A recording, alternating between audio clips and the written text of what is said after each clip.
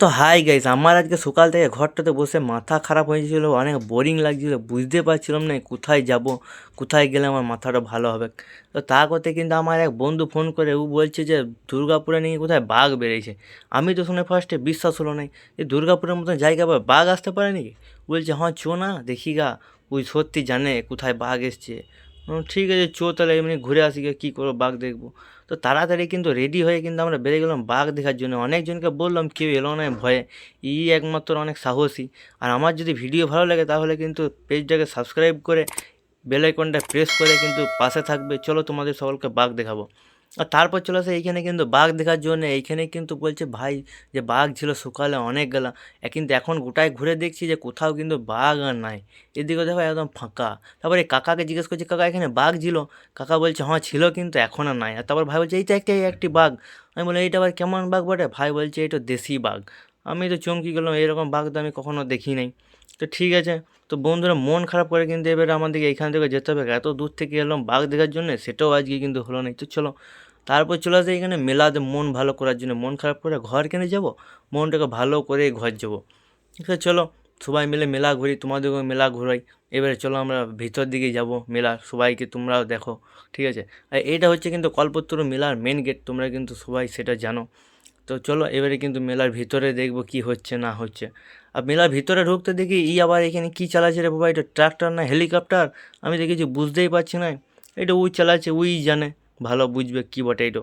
তারপরে ভাই বলছে এখানে নাকি বিয়ার পাওয়া যায়, বিয়ার খাবো। আমি বললাম না রে, এখানে বাচ্চা ছেলেদের জুস আরে পাওয়া যায়, এইসব খাস না ভালো নয়। তারপরে চলো আমি কাকার কাছে, কাকা বলছে এ লাও ভাই জুস, ওইখানে জিলাপি খাও, কাঠি খাও, গোজা খাও। আমি বললাম না না কাকা, আমার এখানে সুগার আছে, আমি এইসব খাই না।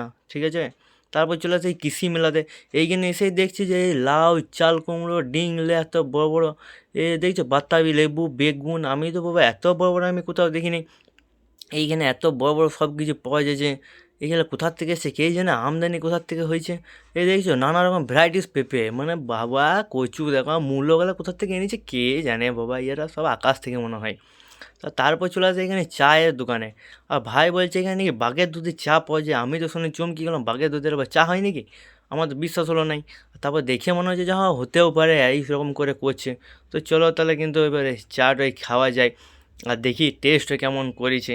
চা আমরা কিন্তু নিয়ে এলাম, আর খেয়ে আমাদের মনে হচ্ছে কিন্তু বেশ ভালোই করেছে, দারুণ খেয়ে একদম ভালোই লাগলো এই শীতের ওয়েদারে চা। বাহ! তো তোমরা কিন্তু যারা আসছো তোমরাও আসো এখানে চা খাবার জন্য। আর তারপর কিন্তু এরকম মাথায় আমি একটা ট্রেন্ডিং ব্যান্ড নিয়েছিলাম, ইয়ার আমাকে দেখে কিন্তু দমে হাসছে, মানে কি বলবো কিছু বলার নাই। তো চলো এবার আমাদের কিন্তু মেলা ঘোরা কমপ্লিট। ভাই বলছে অনেকটা ঠান্ডা লাগছে নাকি, এবারে ঘর যাবে। কিন্তু আশেপাশে দেখছো কারোর ঠান্ডা লাগছে না, যত রাজ্যের ঠান্ডা একে লাগছে। তো কি বলবো, চলো বন্ধুরা ঘর দিকে।